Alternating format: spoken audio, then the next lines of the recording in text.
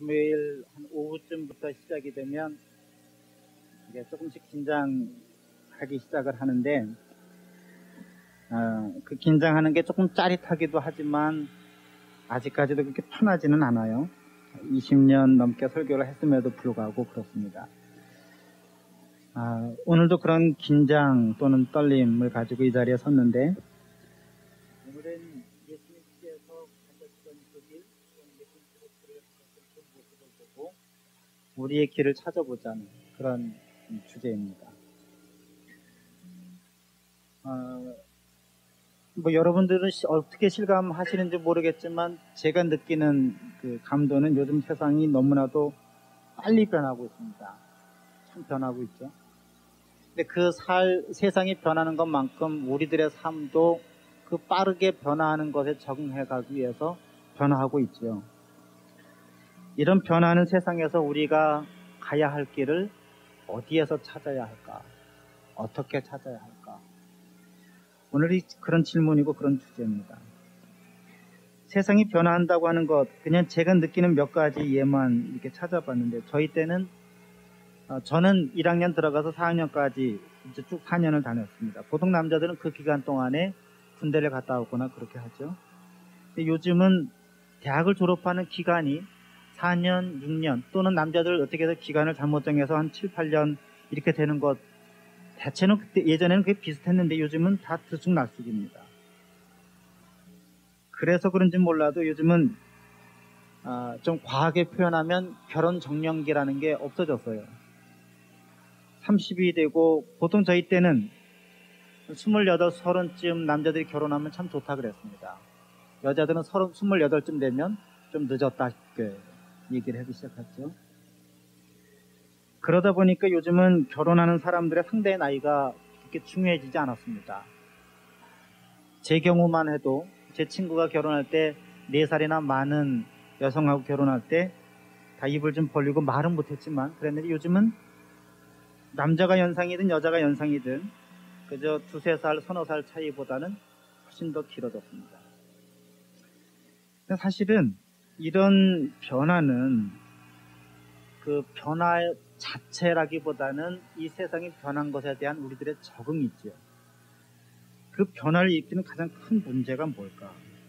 아마 여러 가지가 있겠지만 그 중에 가장 큰 원인은 경제 문제가 아닐까 싶습니다. 제가 2000년이니까 1998년, 99년, 2000년 그때 IMF가 왔으니까 30을 앞두고 전후해서 막 한참 뭔가 일을 하기 시작할 때쯤에서 IMF 구제금융이라고 하는 큰 충격을 받습니다. 그래서 바둑 용어에 보면은 대마불사라고 해서 이 수를 여러 개 놓으면은 절대 죽지 않는다 하는 그런 말이 있는데, 그런 말처럼 대기업, 공기업, 국영기업, 은행 이런 회사들은 망하지 않을 거라고 생각을 했죠. 그래서 그런 기업에 들어가면, 그런 회사에 들어가면 평생 동안 안정된 직장을 가지고 살 수 있을 거라고 생각을 했습니다. 그런데 대기업이 무너지고 은행이나 국영기업이나 공기업들도 부도가 나서 순식간에 그 철밥통인 줄 알았던 그 직장들이 깨지고 말았습니다. 그때 한참 사회에 막 들어가서 일하기 시작할 때 겪었던 그 세대들이 이제 10년, 20년 넘게 지났죠. 그러니까 이제 40대 후반, 50대 초반, 중반의 삶을 살고 있습니다. 바로 여러분들의 부모나 작은아버지, 큰아버지 그런 세대들이죠. 이 40대 중반, 50대 후반에 대한 이들이 앞으로 어떻게 살아야 할까? 예전 같으면 그 나이쯤 되면 이제 10년, 맥시멈 20년 더 일을 하면 이제 자녀들 다 결혼해서 키워서 결혼해서 보내고 나면 조금 더 일을 하다가 은퇴해야지. 그래서 돈 모아놓은 걸 가지고 그래서 손주들 재랑 보면서 재밌게 살아야지 하는 그런 길을 볼 수가 있었습니다. 근데 지금 40대, 50대들에게는 그런 길을 그려본다고 하는 것이 참 어려운 주제가 되고 말았습니다. 어디로 가야 할까? 길은 보이지 않는데 무엇을 해야 할까? 어느 책에서 홍보 카피에서 이런 표현이 있습니다. 청년에서 중년으로, 아들에서 아버지로, 부하에서 상사로, 초보에서 전문가로, 인생의 포지션이 바뀌는 지금 두 번째 인생을 준비하라. 당신은 무엇을 위해 어디로 나갈 것인가. 그래서 고뇌하는 40대들이 찾는 이제 길을 찾으려고 애쓰고 노력합니다. 그래서 요즘 마흔이라고 하는 그 제목이 들어간 책들이 서점에서 불티나게 팔려간답니다. 마흔에 읽는 손자병법, 아플 수도 없는 마흔이다, 흔들리지 않고 피는 마흔은 없다, 지금 마흔이라면 군주론. 요즘 베스트셀러를 굳건히 지키고 있는 그런 책들이라고 합니다. 어디에서 이 길을 찾아야 할까요? 40대, 50대들이 흔들리면 40대, 50대들이 가장 고통의 지수를 많이 겪는답니다. 그런데 그 40대, 50대들이 흔들리면 50대, 60대, 70대들이 마찬가지로 어려운 삶을 살게 되고, 그 50대, 40대, 50대들이 힘들면 그 자녀들은 여러분들도 역시 마찬가지로 똑같은 영향을 받습니다. 그래서 길을 찾는 예들을 봤더니, 예를 들면 이런 겁니다. 요즘 그 청문회를 하잖아요. 뭐 총리 후보자 청문회도 하고 하는데, 그런 분들을 가만히 보니까 위장 전입한 분들이 하지 않은 분들을 찾아보기가 어려워요. 그러니까 위장 전입하는 것이 이 난국을 타개하는 길이라고 본 겁니다. 젊은 엄마들은 남보다 자녀들을 더 빨리 좋은 위치에, 유리한 위치에 점하고자 아이들을 선행학습을 시킵니다. 그리고도 그 경쟁이 힘들고 어려우니까 자녀들을 외국으로 보내죠. 그래서 여러분들이 여기 유학 와 있는 걸 아닐까요? 자, 근데 오늘 제가 드리는 말씀은 옳고 그름을 얘기하는 것이 아닙니다. 성공할 수 있느냐 없느냐 그런 말씀을 드리는 것이 아니라, 우리의 가고 있는 이 길이 과연 어디로 가는 길일까? 이 길을 갈 수 있다 또는 가야 한다, 그런 당연한 능력을 말씀드리려고 하는 것이 아니라, 우리가 가고 있는 이 길을 어떻게, 또 우리가 가야 할 길을 어떻게 찾아야 할까 하는, 우리가 가고 있는 길에 대한 성찰을 해보자고 하는 겁니다. 오늘 우리가 읽은 이 성경 본문의 앞단락을 보면, 22절을 보면 예수님께서 이제 갈릴리를 떠나서 예루살렘을 향해서 길을 가고 있습니다. 예수님께서 길을 가고 있는데, 그 길을 그저 주저함 없이 오늘도 내일도 모레도 나는 이 길을 가야 하리니 하고 확신에 차서 제자들에게 말씀합니다. 예수님께서 어떻게 이럴 수 있었을까? 예수님은 하나님의 아들이니까, 그렇게 신적인 능력이 있는 분이니까, 우리와는 좀 다른 특별한 분이니까 아무런 걱정도 근심도 망설임도 없이 갈 수 있었을까? 여러분은 어떻게 생각하세요?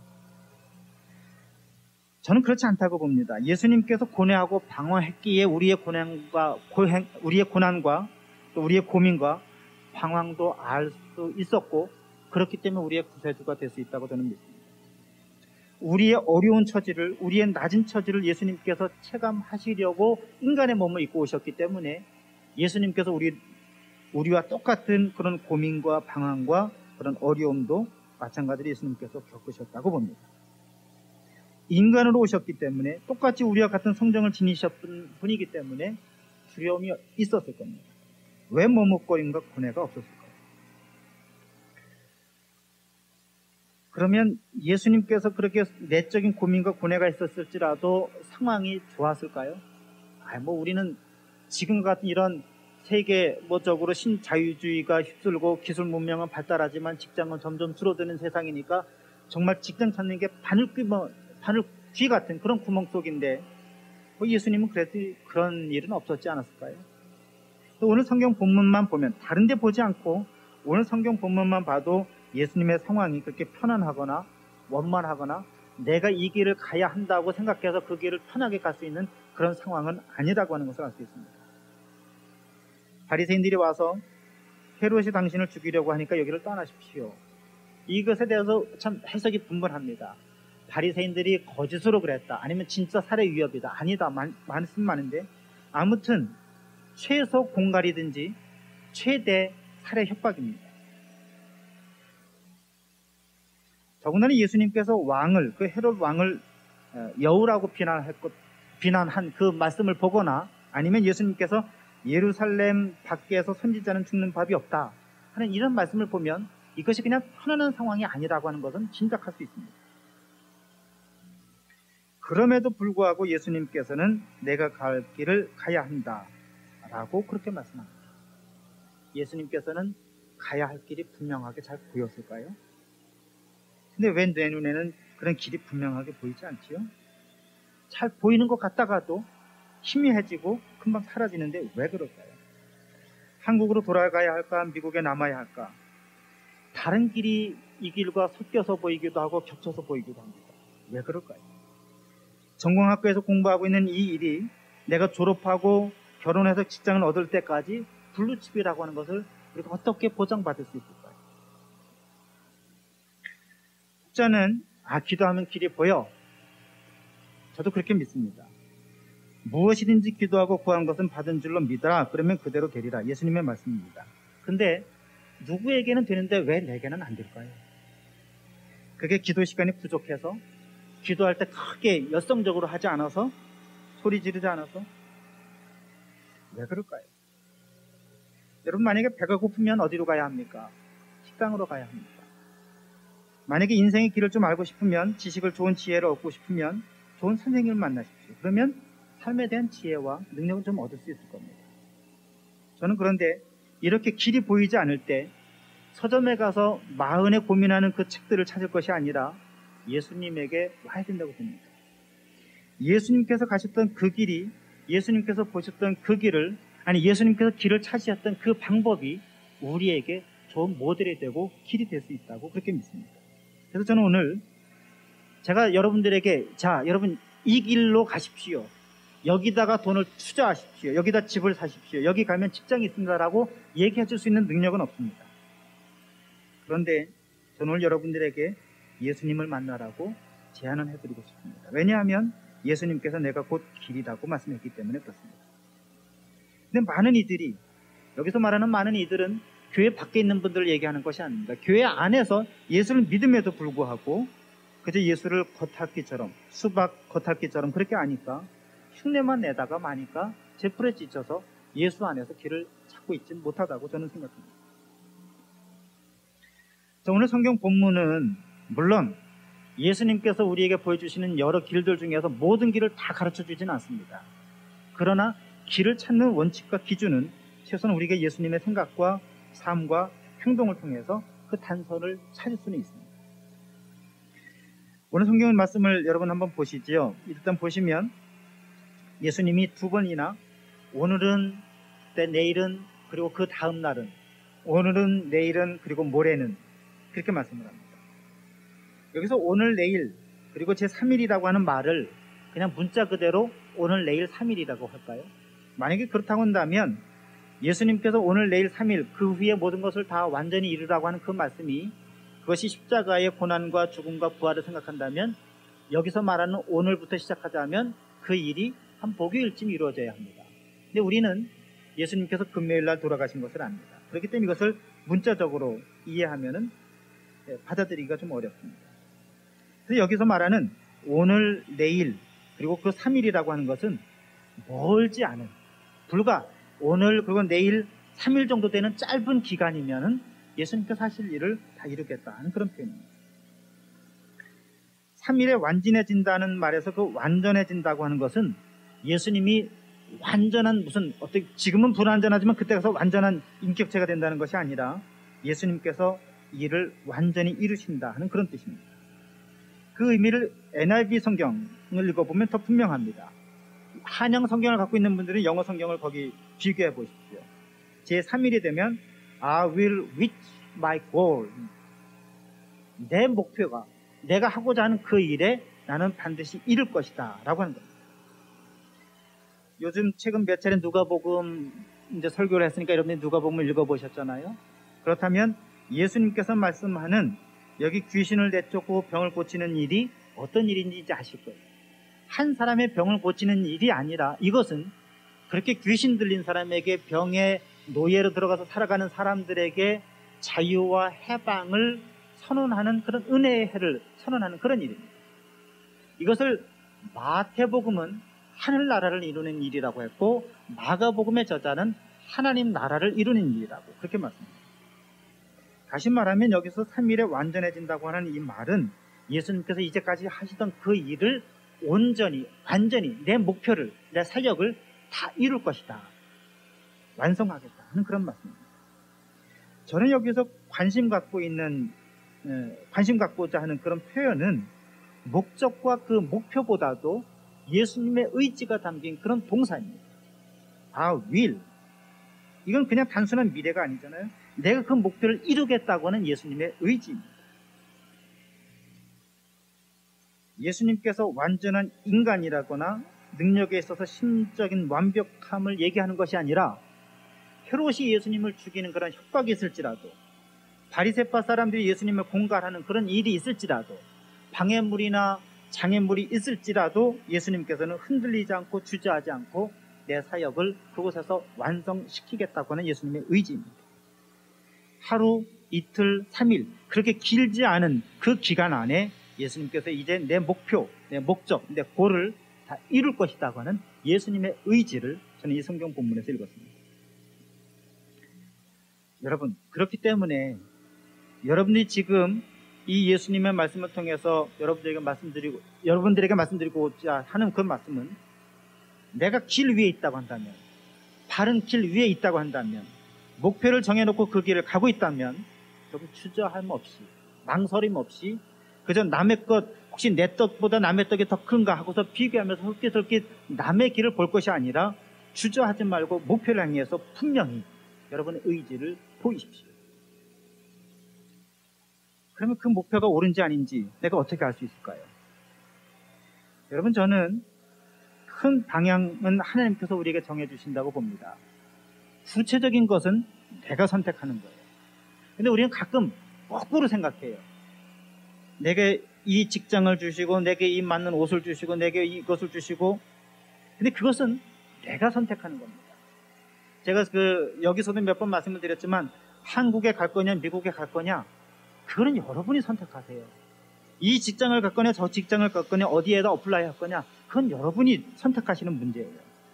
문제는 하나님께서 우리를 아브라함을 불러서 말씀하신 것처럼 복의 근원으로 삼겠다고 하신 그 말씀처럼 다른 사람들에게 해를 끼치지 않고, 오늘 기도하신 것처럼 다른 사람을 존중하고 보살피며 서로 사랑으로 살아갈 수 있는 그 길이라고 한다면, 여러분이 정한 그 길이 틀리지 않은 길일 겁니다. 그 길을 여러분 주저함 없이 가십시오. 그리고 그 길을 이루겠다고 하는 여러분의 의지를 사람들 앞에서 보이시고 자기들 앞에서 자신 앞에 보이십시오. 근데 마치 마마보이처럼 우리가 하나님에게도 내 의지를, 내가 갈 길에 대해서 표현하지 못하면서 다 길을 예비해 주시고 준비해 주시면, 마치 밥상 다 차려놓으면 그냥 밥 떠 먹겠다고 하는 식으로 그렇게 우리는 기도하거나 신앙생활을 하지 않습니까? 신앙적인 마마보이, 우유부단함 깨치시고 이 길이다 싶으면 그 목표를 분명히 하고 그 목표를 향해서 뚜벅뚜벅 걸어가십시오. 다음으로 예수님께서는 말씀하시기를 선지자가 예루살렘 밖에서는 죽는 법이 없다, 그렇게 말씀합니다. 여러분, 이것도 문자 그대로 이해하면 좀 곤란한 게, 예루살렘 성 안에서는 예를 들면 자연사나 우발적인 사고는 몰라도 예수님께 처형을 당하는 것과 같은 그런 사형은 예루살렘 성 안에서는 있을 수 없었습니다.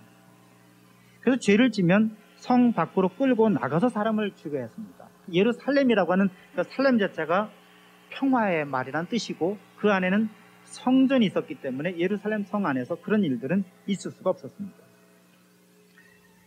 우리 기독교의 최초의 순교자가 누구라고 여러분 아시나요? 스데반이 사람들에게 돌 맞아 죽을 때를 기록한 것이 사도행전 7장에 있습니다. 7장 58절에. 근데 사도행전 7장 58절을 보면 유대인들이 스데반을 돌로 쳐 죽일 때 성 안에서 그냥 쳐 죽이지 않았습니다. 성 밖으로 내치고 그리고 그를 돌로 쳤습니다. 예수님께서 돌아가실 때 예루살렘 성 안에서 물론 재판을 받았죠. 그러나 십자가에 달려 돌아가실 때는 어디에서 달려 돌아가셨나요? 성 밖 골고다 언덕입니다. 사도 바울도, 베드로도, 예수님의 제자들 대부분도 예루살렘 밖에서 죽었습니다. 구약에 나오는 많은 선지자들도 혹시 그렇게 순교를 당한 선지자들도 예루살렘 성 안에서 죽은 사람들 찾기가 어렵습니다. 근데 왜 예수님께서 선지자가 예루살렘 밖에서는 죽는 법이 없다고 말씀하셨을까요? 그래서 여기 예루살렘이라고 한 것, 예수님께서 무엇을 지칭하면서 이렇게 말씀하셨나를 찾아봐야 하죠. 그 예루살렘은 우리 상식적으로 보면 예수님의 성전이 있는 곳입니다. 하나님의 성전은 하나님께서 거하시는 곳이고, 하나님의 백성들이 하나님을 만나는 곳이고, 하나님이 하나님의 백성을 만나는 곳입니다. 자, 그 다음에 또 하나는 예수님께서 12살 되던 해에 그 어머니 아버지에게 하셨던 말씀들 여러분 기억하시나요? 어머니 아버지가 사흘길을 가다가 돌아와서 예수님을 찾았습니다. 왜 너 여기 있니? 라고 예수님을 꾸짖듯이 말하니까 예수님께서 그 부모님에게 뭐라고 말씀하셨죠? 내가 아버지의 집에 있어야 할 줄을 알지 못하셨나이까? 만약 이것도 그냥 말 그대로 문자 그대로 이해한다면 예수님께서 어떻게 하셔야 되나요? 부모님은 떠나보내고 예수님은 성전 안에 계셔야 합니다. 그러나 그것이 아니죠. 그래서 여기서 말하는 예수님께서 선지자가 예루살렘 밖에서는 죽은 법이 없다라고 하는 그 말씀은 그 예루살렘이라고 하는 것이 하나님을 만나는 곳, 하나님의 말씀이 있는 곳, 하나님께서 사람들에게 보여주시는 곳, 사람이 하나님을 볼 수 있는 곳, 만날 수 있는 곳, 제사 드리는 곳, 그것입니다. 예수님께서도 내가 아버지의 집에 있어야 할 줄을 알지 못하셨나이까 하는 그 말씀은 물리적으로 예수님이 성전 안에만 산다는 것이 아니라 하나님의 말씀, 하나님의 임재 안에 계셔야 한다고 하는 그런 뜻입니다. 그렇기 때문에 성전 안에 있어야 한다는 말씀은 하나님의 뜻, 하나님의 말씀을 따른다는 말씀이고, 선지자가 예루살렘 밖에서 죽는 법이 없다고 하는 그것은 선지자들이 죽을 때는 하나님의 뜻 때문에 죽는다고, 하나님의 말씀 때문에 죽는다고 하는 그런 의미입니다. 여러분, 이 말씀을 생각해 보면서 저는 이런 생각을 했습니다. 하나는 예수님께서 이제 예루살렘을 향해서 가는데 그 길에 가면 반드시 고난이 있을 거라고 하는 것을 예상할 수 있는 그 길이었습니다. 그럼에도 불구하고 예수님께서 그 길을 가셨어요. 왜냐하면 거기에는 예수님께서 12살에 보셨던 그런 소명이 그 안에 있었기 때문에 그렇습니다. 그래서 여러분들에게 묻고 질문하고 싶은 말씀은 바로 이런 겁니다. 내가 가고 있는 이 길에 나의 소명이 있는가? 이 소명 위에 내가 인생을 설계하고 그 길을 지금 걸어가고 있는가? 여러분 스스로에게 물어보십시오.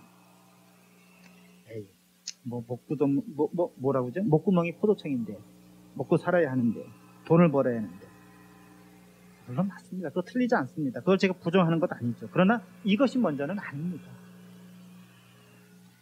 내가 갖고 있는 소명, 내게 주신 하나님의 소명 어떻게 할 수 있을까? 그래서 이게 굉장히 신비하고 어렵고, 저는 그렇게 설명드리기보다는 여러분 다 경험해 보셨잖아요. 예를 들자면 여러분들이 좋아했던 그녀를 봤을 때, 흠모했던 그 일을 봤을 때 가슴이 콩닥콩닥 뛰었지요. 마찬가지로 여러분들이 그 일을 생각하면 마음이 뛰거나 가슴이 뜨거워지거나 가슴이 벅차면, 그 일을 생각하면 할수록 하고 싶다고 하는 마음이 뜨거워지면, 그러면 그 일이 바로 여러분들이 하고 싶은 일이고 여러분들이 해야 되는 그런 일입니다. 그 사람들만 생각하면, 그 일만 생각하면 열정이 솟아나십니까? 그럼 그 일이 여러분들이 하고자 하는 그 일이에요. 다른 일을 하면 참 지루해서 1분을 해도 1시간 하는 일 같은데, 이 일만 하면 1시간도 좋고 2시간도 좋고 3시간도 좋다. 바로 그 일이 여러분들이 할 그 일입니다. 그 사람들만 생각하면 자꾸 가슴이 뜁니까? 자꾸 그 사람들만 생각하면 눈물이 나나요? 바로 그 사람들과 함께 일을 해야 되고 그 사람들을 위해서 해야 되는 그런 일들입니다. 여러분, 내 인생은 남이 살아주지 않아요.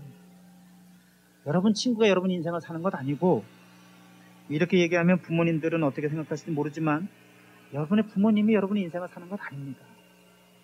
심장이 뛰는 곳, 그곳으로 가세요. 그곳에 여러분의 길이 있습니다. 근데 문제는 우리 자기 스스로를 좀 살펴야겠지요.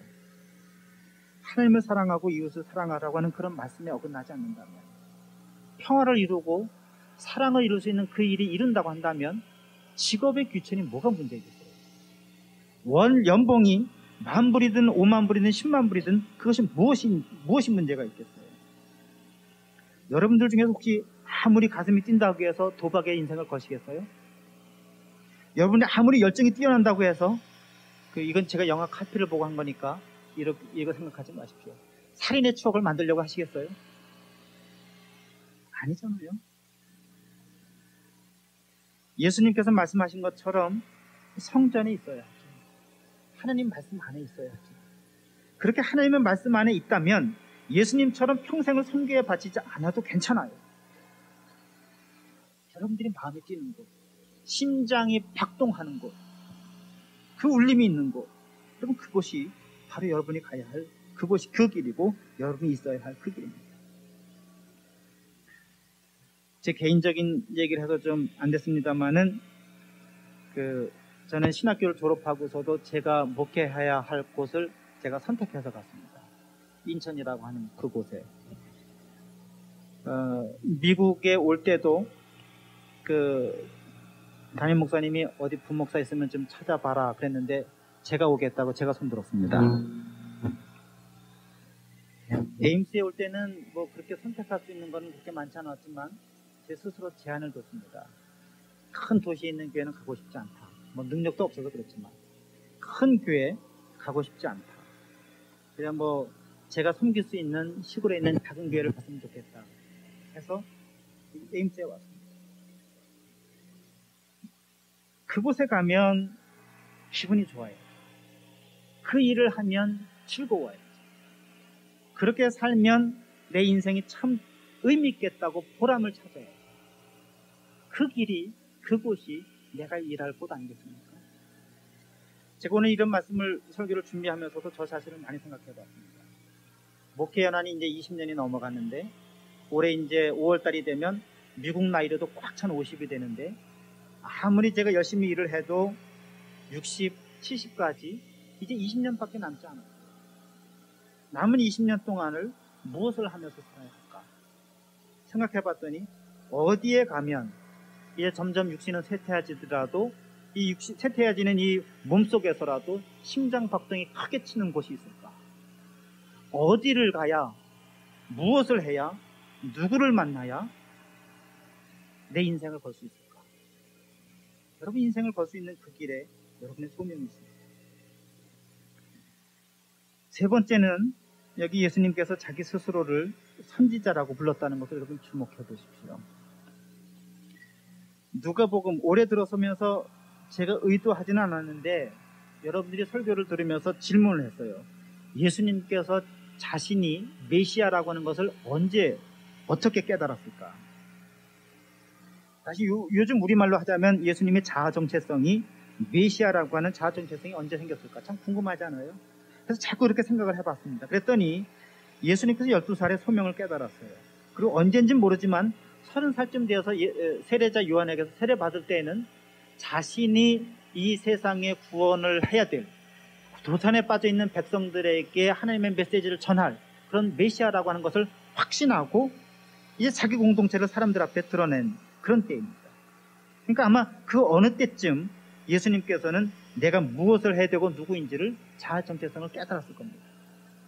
그리고 오늘 33살쯤 되었을 때에는 이제는 죽음도 불사한다고 내 길을 가겠다고 하는 선지자라고 하는 확신과 다짐을 제자들 앞에서 자기 자신 앞에서 그렇게 말씀하고 있는 겁니다. 여러분 선지자는 구약 성경에 보면 왕들이나 백성들이나 심지어는 이방 민족에게 하나님의 말씀을 전하는 사람들이었습니다. 그래서 때로는 돌에 맞았고 때로는 감옥에 갇혔고 때로는 맞아서 죽었습니다. 예수님이 자신을 선지자라고 하는 것은 그렇게 돌에 맞더라도 감옥에 갇히더라도 때로는 심지어는 맞아서 죽을지언정 이제 이 길을 내가 가겠다고 하는 예수님의 확신과 다짐을 스스로에게 제자들에게 세상에게 하고 있는 겁니다. 뭐 예수님이 이 말씀을 할 때 이 말씀이 성경에 기록되어서 책에 기록되어서 세계 만방에 전해질 것 생각하면서 하시겠습니까? 아닙니다. 자기 자신에게 먼저 그리고 함께했던 제자들에게 그리고 그를 조롱하고 비웃고 반대하는 그런 적대자들에게 나는 이 길을 가겠다고 하는 그런 확신의 선언 아니었겠습니까? 그래서 그 다음에 말씀을 예수님의 말씀 그는 생각대로 이렇게 읽어봤습니다. 예루살렘은 예루살렘이야. 다시 말하면 그냥 성을 말씀하고 있는 것이 아니죠. 하나님의 말씀대로 살아야 하는 그곳에 있는 종교 지도자들에게 예수님께서 묻는 겁니다. 종교 지도자들아, 하나님의 백성들아, 선지자, 다시 말하면 하나님께서 내게 보낸 그 자들을 돌로 치는 자들이요, 암탉이 그의 새끼를 날개 아래 모음같이, 다시 말하면 그 예루살렘에 있는 종교 지도자들과 그의 자녀들을, 그 백성들을 모으려고, 다시 말하면 성경 말씀으로 하나님의 뜻대로 인도하려고 했던 일들이 몇 번이나 되었는가. 수없이 많았지만 너희들은 그 길을 거부하고 거절하고 반대했다. 그러나 나는 이 길을 가겠다. 더는 그런 말씀. 하나님의 말씀에서 길을 찾지 않은 사람들에게 내린 경고의 메시지입니다. 여러분들, 이 경고가 어떤 결과를 내줬는지는 잘 아시잖아요. AD 70년에 그리고 AD 130년에 그 130년 지난 후에 또 로마에 의해서 예루살렘 성전은 그렇게 예수님 말씀한 것처럼 처절하게 무너지고 맙니다. 다시 말하면 예루살렘 성 안에 있던 많은 사람들이 그것이 하나님의 말씀에서 길을 찾지 않았고, 자기들이 탐욕하는 그 길, 탐욕을 채울 수 있는 곳에서 길을 찾았고, 권력을 유지할 수 있는 길에서 그곳에서 길을 찾았고, 자기들이 안일함 속에서 길을 찾았던 그 사람들에게 너희들에게 하나님의 말씀대로 살려고 몇 사람이나 보냈는가, 몇 번이나 얘기했는가. 그럼에도 불구하고 그렇지 않다면, 그렇게 하나님의 길에서 말씀에서 길을 찾지 않는다면 그 길이 어떻게 될 것인가 하는 것에 대해서 경고하는 말씀입니다. 그래서 여러분, 저는 이 말씀을 가지고 이 말씀을 드리자면, 예수님께서 선지자였기 때문에 자기의 길을 그렇게 확신하고 길을 갈 수 있었던 것처럼, 내가 누구인지, 그리고 무엇을 해야 되는지, 어떻게 해야 되는지, 그 길을 찾는 가장 기본적인, 가장 그 첫 걸음은 내가 누구인가 하는 것을 확인하고 찾는 길입니다. 그 길을 그냥 지나고 나서 우리는 자꾸 우리들의 길을 우리 밖에서 찾지요. 내 직장에서 찾고, 보수에서 찾고, 사람들에게서 찾습니다. 그렇게 찾다 보니까 일이 잘 안 되면 다른 사람들에게 책임을 떠넘깁니다. 엄마가 덩뜬 밀어서 내 유학 보내서 내가 지금 이렇게 살고 있는 거잖아. 아버지가 나에게 좀 더 잘해줬으면 내가 이렇게 살지 않았을 텐데, 내가 지도교수를 잘못 만나서 공부를 못한 거잖아 라고 다른 사람들에게 이렇게 탓을 하고 핑계를 댑니다. 배우자 잘못 만난 것이 지금 그 배우자 탓입니까? 아니잖아요. 누가 선택했어요? 그럼에도 불구하고 왜 당신 만나서 내가 이 모양 이 꼴이야 라고 얘기들 하십니까? 교회에서 신앙생활 할 때도 역시 마찬가지지요. 저 사람만 아니었으면 내가 여기서 신앙생활 열심히 할 텐데, 누구 집사 꼴 보기 싫어서 내가 여기서 지금 신앙생활 이렇게 하고 있는 거예요. 여러분, 내가 신앙생활 하고 있지 않는 것이 남 탓입니까? 아니면 자기 탓입니까? 이런 몇 가지 예만 들었지만, 내 길을 찾을 때, 그 길을 찾아서 어려울 때, 내 안에서 내가 길을 찾지 않으면 이렇게 다른 사람들에게 핑계를 대고 다른 사람 탓하기 쉽습니다. 그래서 오죽하면 잘 되면 내 탓이고 안 되면 다 조상 탓이라고 하는 말까지 나오겠습니다.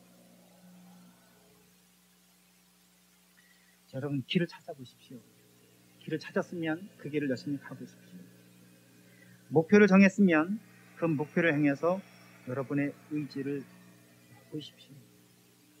그 의지를 하나님께 핑계대지 말고 내가 가야 할 길은 내 의지대로 가야 하는 겁니다. 목표를 잘 정했다면. 두 번째는 하나님 말씀 안에서 소명을 분명히 하십시오. 직장을 찾는 것보다, 직업을 찾는 것보다 하나님 안에서 소명을 찾는 것이 먼저입니다. 세 번째, 마지막으로 여러분들에게 드리고 싶은 말씀은, 길은 밖에 있지 않습니다. 길을 찾는 단서는 다른 사람에게 있지 않습니다. 내 안에 있습니다. 내가 누구인지, 내가 무엇을 해야 되는지, 기쁜지 내 안에서 여러분 길을 찾아보십시오. 밖이나 부모나 교수나 선배에게 있지 않습니다. 내 자신이 내가 가야 할 길입니다. 여러분, 아까 말씀드린 것처럼 이것이 인생의 길을 찾는 모든 질문에 대한 답은 아니라고 생각합니다. 오늘 당신의 길을 떳떳하고 당당하고 확신 있게 가셨던 예수님께서 어떻게 그 길을 갈 수 있었을까? 제가 묵상했던 몇 가지를 여러분들에게 나누었습니다. 이 길이, 이 말씀이 길을 찾는 여러분들에게 도움이 될 수 있기를 주님의 이름으로 축원합니다. 기도하겠습니다.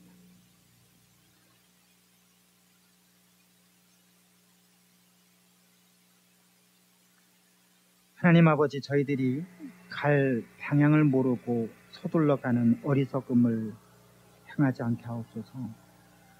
어디로 가야 할지 머뭇거리고 방황하는 저희들 되지 않게 하여 주옵소서. 길을 가다가 어려울 때에 남의 탓을 하는 저희들 되지 않게 하여 주시옵소서. 저희들이 기쁜 일에, 저희들이 소명 있는 길에, 하나님 말씀 안에, 저희 자신 안에 내 길이 있음을 알고 그곳에서 찾게 하여 주옵소서.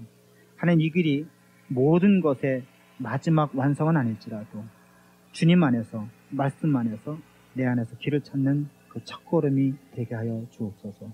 모든 말씀을 예수 그리스도의 이름으로 기도드립니다.